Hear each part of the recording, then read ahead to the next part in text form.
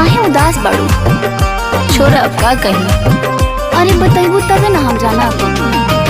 सौ के कहीं से माथ जब झारा, अच्छा पाउडर क्रीम और दिया सारा। अरे ये कैसे हो?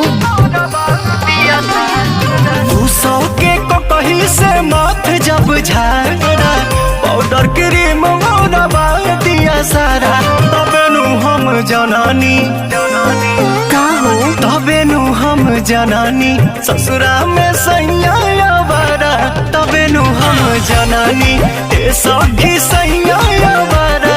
तबे नु हम जनानी। अच्छा तो ये बात बा।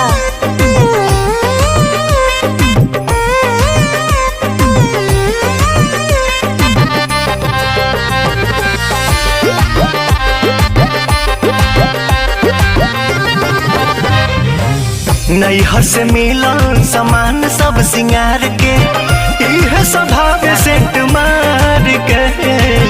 फेरा में न रहे रोटी रोजगार के, घर ही घूमे लूंगी झार के।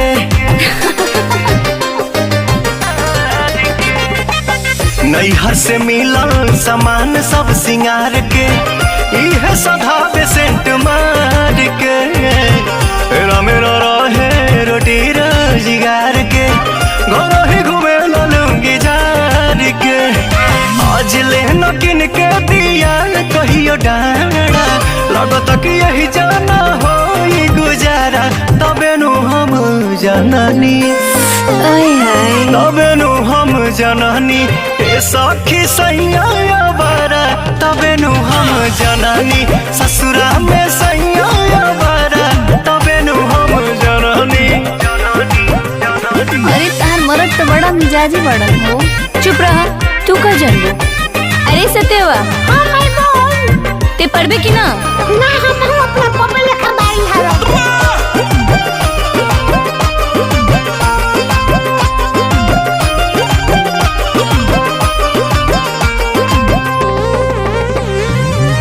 पूछला पकहे कि हाई बीए पास हो, खेलला बगीचे में तास हो।